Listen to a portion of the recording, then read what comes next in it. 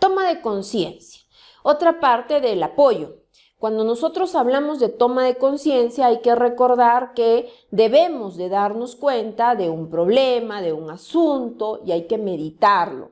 Pero no solamente hay que meditarlo, hay que tomar acción sobre el desarrollo de esas actividades, su cumplimiento, y evidenciar que en realidad todos los que forman parte de esa organización son conscientes, son responsables de lo que se les ha asignado o de la capacitación que se les ha dado o de la tarea que están desarrollando o de las políticas que ha establecido la organización como parte de la eficacia de su sistema de gestión.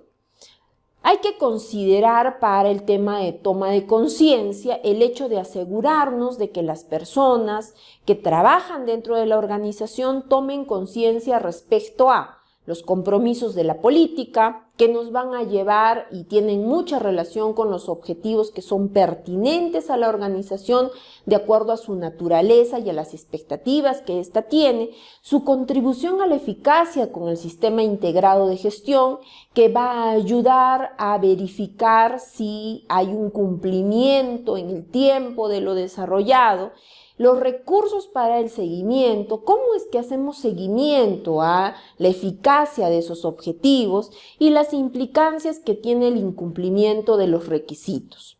Cuando nosotros hablamos de toma de conciencia, nosotros tenemos que evidenciar que la organización, por lo tanto, ha generado un seguimiento, ha utilizado una metodología para evidenciar que los que forman parte de la organización son conscientes, tienen el compromiso y han asumido con responsabilidad todo lo que le corresponde de acuerdo al rol, a la responsabilidad y a la autoridad que involucra el desarrollar actividades dentro de la organización. Para ello vamos a elaborar un mapa mental donde se debe determinar qué o cómo la organización evidencia la toma de conciencia en el desarrollo de las diferentes actividades planificadas.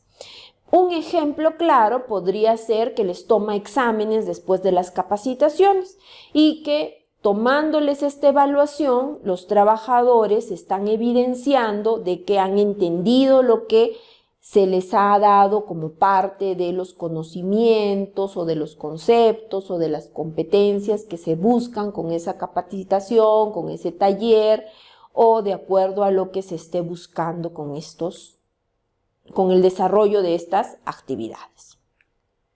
La comunicación, un tema muy importante y parte del apoyo. ¿Y por qué es tan importante el tema de la comunicación?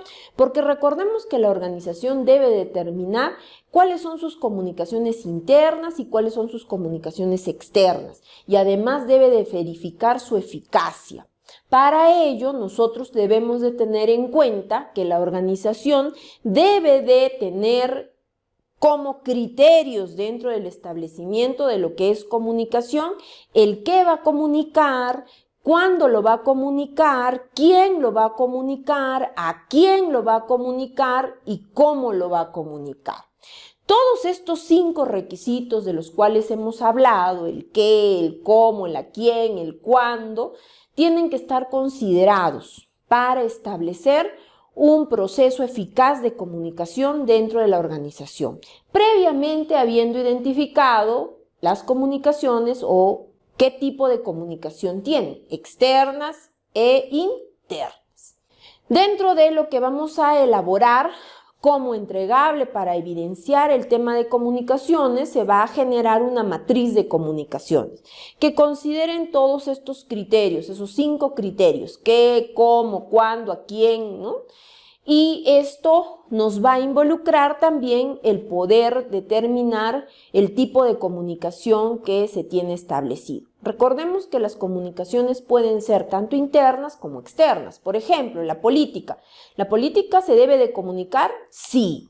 ¿Y la comunicación solamente es al personal de la organización? No, también nos habla de una comunicación de partes interesadas.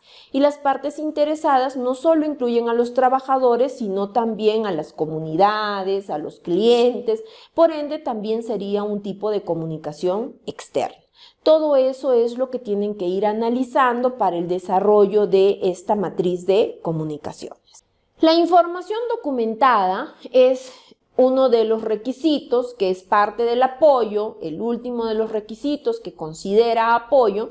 ¿Y por qué? Porque cuando nosotros hablamos de comunicación o de información documentada, nosotros hablamos del manejo de la información como parte del control documentario. Recordemos que la norma ahora no nos habla de papeles, no nos habla de documentos, nos dice control de la información documentada. ¿Y por qué? Porque ahora la metodología del control de la documentación puede ser manejada de manera física o de manera virtual, puedo tenerlo en la nube y también es evidencia de información documentada.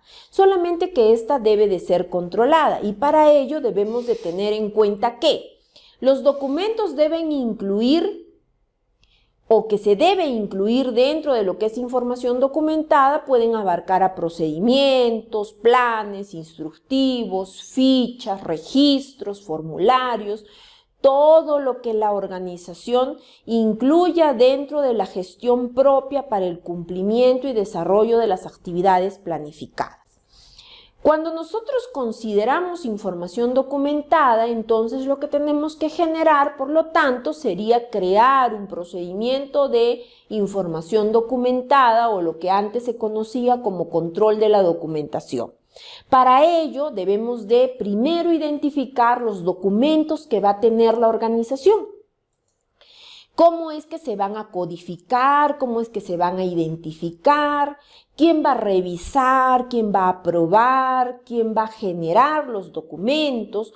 ¿Cómo va a ser el formato o la estructura de los documentos que va a tener esta organización? ¿Cómo es que se va a manejar el control de cambios de estos documentos? ¿Cómo es que se van a comunicar estos documentos? ¿Cómo es que se va a controlar la entrega de estos documentos y el uso de estos documentos? Entonces, el tiempo de resguardo que se debe de tener en cuenta. Recordemos ahí que en materia de seguridad los documentos tienen que ser guardados o mantenidos dentro de la organización por ciertos periodos de tiempo, ¿no? 20, 10 años, 5 años, ¿no? Cuando hablamos de 20 años, hablamos, por ejemplo, de registros de enfermedades ocupacionales, de exámenes médicos. Entonces, todo eso tenemos que tener en cuenta dentro del desarrollo de este proceso que involucra control de la información documentada. Esto va a involucrar también que generemos una lista maestra de documentos. Eso es todo por hoy. Les agradezco su atención y nos vemos en una próxima oportunidad. Gracias.